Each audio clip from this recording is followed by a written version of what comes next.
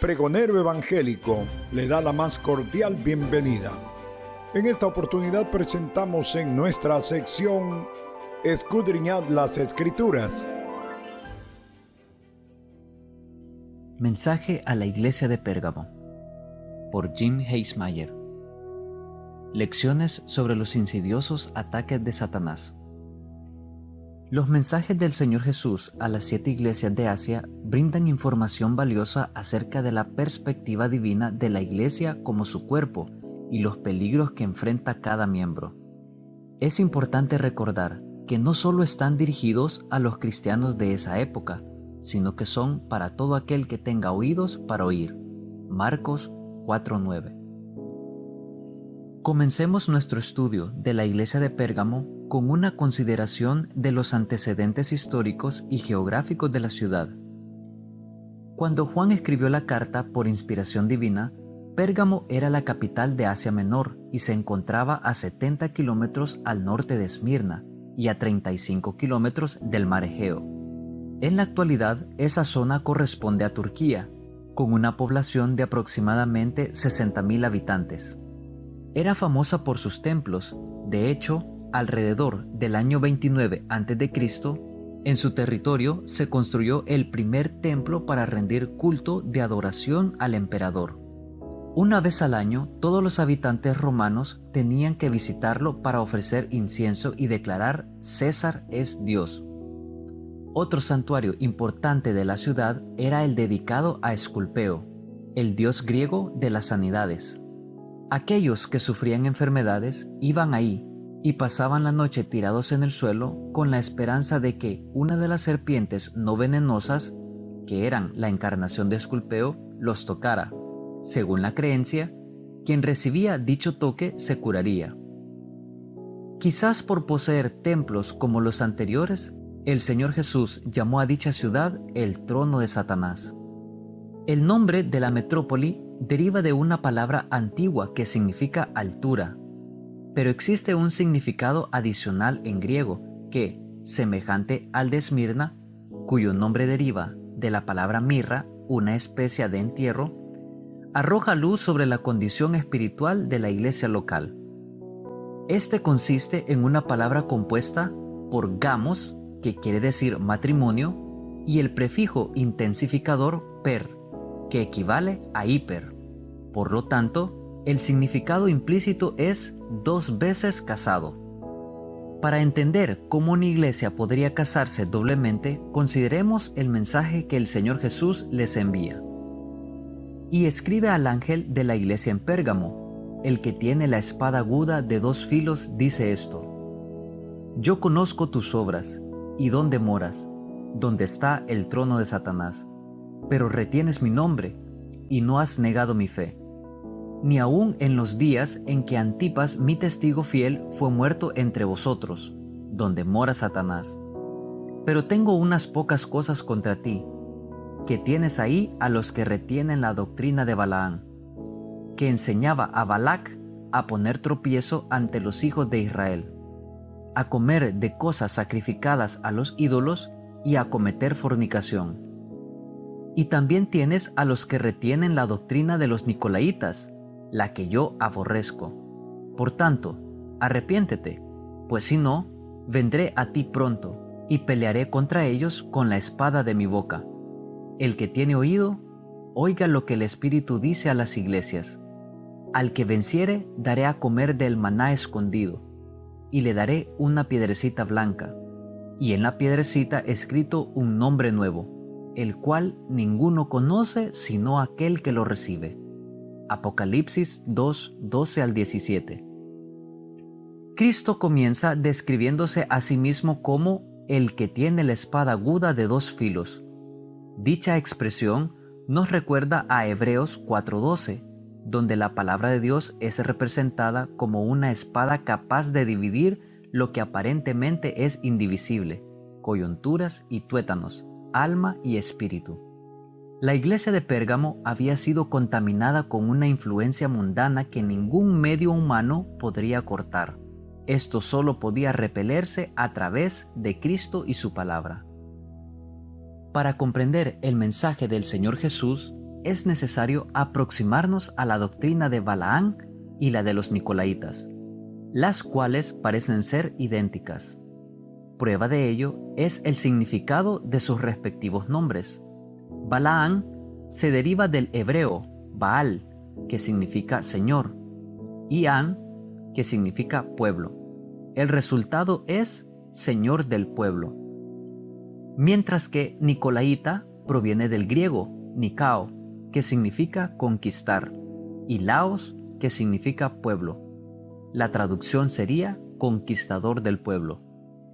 Puesto que ambas son tan parecidas, bastará con considerar la enigmática historia de Balaán en Números 22 al 25 y capítulo 31 y 16 para tener un contexto más amplio de la advertencia del Señor Jesús. Balaán fue un profeta contratado por Balac, rey de Moab, para maldecir a la nación de Israel. El profeta intentó cumplir esta tarea 4 veces, pero cada una de las maldiciones se convirtió en bendición. Al darse cuenta de que no podía, le sugirió a Balac que Israel debería ser tentado a través de la corrupción interna, lo que resultaría en la disciplina de Dios mismo. Esto lo logró mediante la inmoralidad y la idolatría. Balaán era un hombre capaz de usar un lenguaje muy religioso y piadoso. Incluso parecía conocer a Dios, pero su corazón era completamente perverso, corroído por la codicia y la corrupción. El Señor Jesús, quien durante su ministerio terrenal había sido probado como nadie por Satanás, asegura a los cristianos de Pérgamo que comprende las pruebas que soportan y halaga la firmeza que han demostrado. La advertencia del Señor Jesús sobre las insidiosas enseñanzas que se inmiscuyeron en la iglesia de Pérgamo tienen aplicación para nosotros, puesto que tenemos el mismo enemigo que los cristianos de dicha ciudad. 1500 años después, la iglesia local de Pérgamo repite la historia de Israel, al dejar que su excesiva tolerancia permitiese la entrada a aquellos que se llamaban cristianos, pero vivían con los mismos deseos y placeres que los del mundo. Lamentablemente, los cristianos del siglo XXI podríamos caracterizarnos por recorrer el mismo camino de Pérgamo, ya que hemos dejado que la doctrina de Balaán se infiltre en nuestras vidas. Gracias a ello, poco a poco el cuerpo de Cristo va perdiendo su pureza y santificación. El remedio. Una situación muy similar a la de Pérgamo se encuentra en 1 Corintios capítulo 5 del verso 1 al 9, donde se narra cómo los corintios se jactaban de su perspectiva liberal por tolerar el pecado de un hombre que se había llevado a la esposa de su padre. Pablo los reprendió duramente y los llamó al arrepentimiento. En su segunda epístola a los Corintios, el apóstol elogia sus acciones. Ahora me gozo, no porque hayáis sido contristados, sino porque fuisteis contristados para arrepentimiento, porque habéis sido contristados según Dios, para que ninguna pérdida padeciese por nuestra parte, porque la tristeza que es según Dios produce arrepentimiento para salvación, de que no hay que arrepentirse, pero la tristeza del mundo produce muerte. Segunda de Corintios capítulo 7 versos 9 y 10. El mismo arrepentimiento que predicó Pablo fue lo que el Señor Jesús pidió a la iglesia de Pérgamo para que la corrupción llegara a su fin. Todo cristiano que percibe que las cosas del mundo se han infiltrado en su vida debe arrepentirse y cambiar, dándose cuenta que Satanás desea poner tropiezo a través de eso. Esta acción tiene varias implicaciones. Número 1. Implica el reconocimiento de que las acciones y actitudes cometidas desagradan al Señor.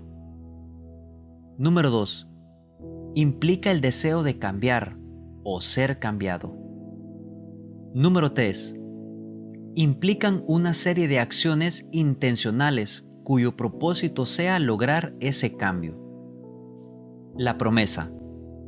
Para aquellos que estén dispuestos a escuchar sus amonestaciones y obedecerlas, el Señor les promete el maná escondido.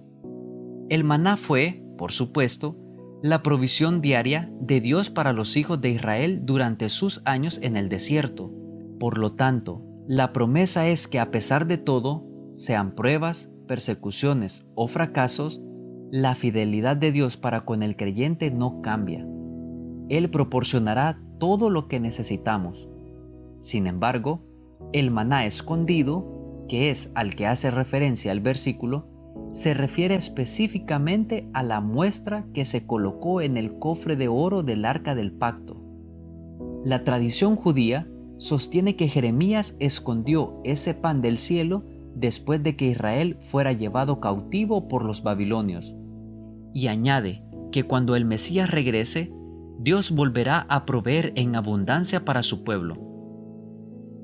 Entonces, este no solo habla de la provisión de Dios ante nuestras necesidades, sino también de bendiciones futuras. Lo siguiente que añade el Señor Jesús a su mensaje es la piedra blanca, para la cual hay varias interpretaciones.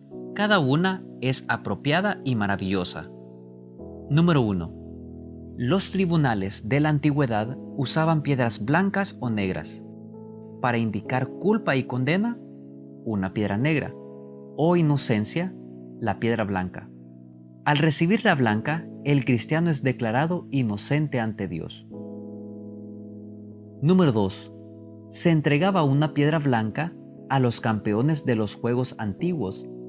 En este caso, la piedra se llamó tezerra, la cual concedía al poseedor acceso a diversas actividades públicas.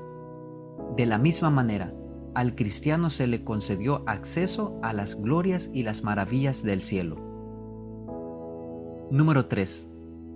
Asimismo, a menudo se usaba una piedra blanca para permitir la entrada a las fiestas y banquetes de los ricos. Aquellos que creyeron en Cristo participarán del mayor banquete de todos, la cena de las bodas del Cordero. Finalmente, la referencia a un nombre secreto es especialmente notable, puesto que estos a menudo indican la relación entre personas. Por ejemplo, aquellos que no saben nada de mí pueden catalogarme simplemente como Señor. Quienes únicamente tienen conocimiento de que soy misionero me llaman pastor. Los miembros de mi congregación que comprenden un círculo más cercano me dicen hermano Jim. En un nivel más íntimo, mis hijos me conocen como papá y, por supuesto, en el punto más alto de intimidad humana está mi esposa, quien usa términos cariñosos cuando se refiere a mí. Sin embargo, el nombre que recibiré del Señor Jesús será tan personal que solo Él y yo lo conoceremos, y hablará de una cercanía e intimidad indescriptible. Cuán verdaderamente extraordinario es que el Señor de toda la creación nos hable a cada uno de nosotros de forma individual, personal y amorosa.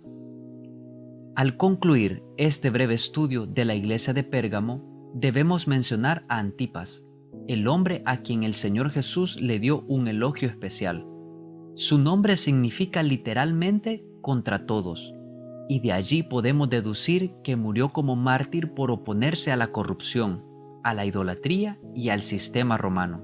La tradición enseña que Antipas fue quemado hasta morir dentro de un ídolo de toro de bronce, bajo el cual se colocó un fuego ardiente. Aunque Antipas queda desconocido en la Biblia aparte de la breve mención en este pasaje, es alentador notar que Dios vio a su siervo fiel y tomó nota. De igual manera, Él se fija en nuestra dedicación, servicio y amor por Él. Que estas cualidades en nuestras vidas permanezcan puras y sin manchas del mundo y de todos los ataques del enemigo. Tomado de Pregonero Evangélico, edición 98, en la voz de su hermano Alejandro Castro. Hasta la próxima. El Pregonero Evangélico es una revista doctrinal e informativa que se identifica con la obra del Señor a través de las salas evangélicas. Si desea un ejemplar gratuito, visite nuestro sitio web www.pregoneroevangelico.com. Agradecemos sus oraciones por este ministerio. Le saluda a su hermano Jorge Alberto Inestrosa. Que Dios le bendiga.